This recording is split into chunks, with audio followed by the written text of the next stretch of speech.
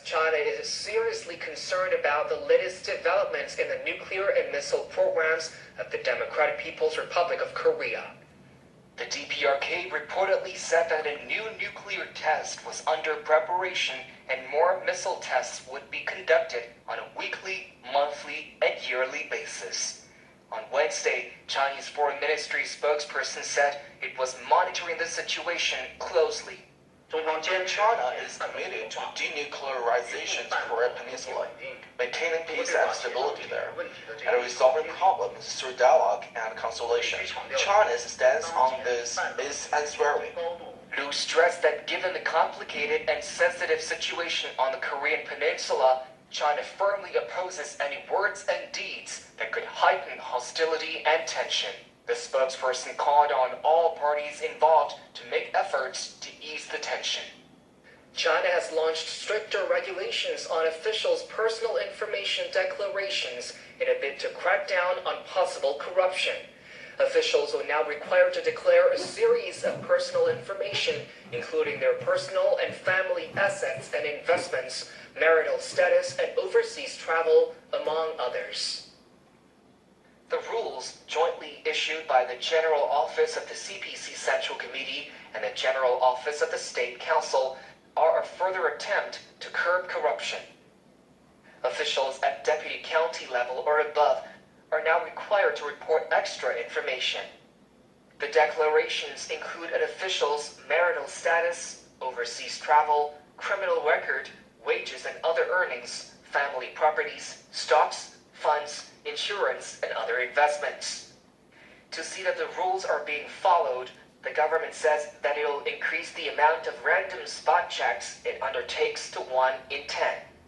It will also step up punishments for those who give false declarations or deliberately conceal personal information. More than 9,100 officials have been overlooked for promotion after they were found to have concealed personal information, while nearly 125,000 have been punished for making false declarations. Chinese scientist Yao Tandong has received the 2017 Vega Medal in Stockholm, recognizing his contributions to research on glaciers and the environment on the Tibetan Plateau. The Swedish Society for Anthropology and Geography said that Yao's researches are crucial to the understanding of the process of climate change. Yao is internationally acknowledged as one of the most accomplished scientists in the field of cryospheric study. He has led several research programs in the last 20 years, including the Third Pole Environment Program looking at glaciers in the Tibetan region. The project showed how global warming is causing the decline of glaciers on the plateau and disrupts Indian monsoon winds. Senior UN official Igor Runov says the Belt and Road Initiative is a comprehensive approach to re-establishing the Asian Silk Road on a new technological and policy level. Runov made the remarks in an exclusive interview with CNC. The official said the Belt and Road Initiative, proposed by China in 2013, is extremely attractive. He listed 3 key points to support this. I would emphasize 3 points which makes it extremely attractive. First, it is a holistic approach to the problem. So it combines 5 directions, as I remember, from investments in infrastructure to people-to-people exchange.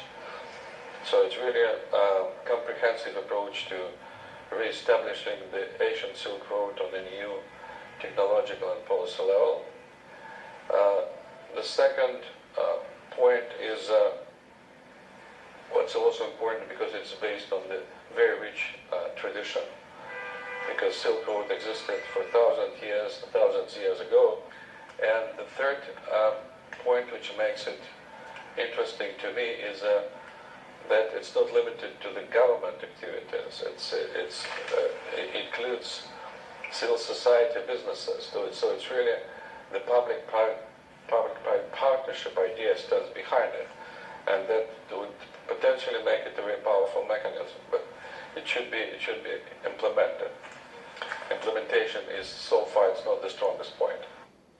Zhunov also said He believes better coordination would be needed to fully implement the potential of the Belt and Road Initiative. There's a lot of opportunities in this area since the infrastructure development is one of priorities of One Belt, One Road. And appropriate mechanisms has been set up, like Silk Road Fund and AIIB Investment Bank. What is missing at this point is coordination between as I understand, new facilities and traditional facilities like Asian Development Bank and the World Bank. So I think better coordination would be needed to fully implement the potential of this. Because to have money is not enough. You should have bankable project. You should have well-prepared documents and so on. As for challenges, the official said the biggest one is the recent trend, economic nationalism and arguments against globalization.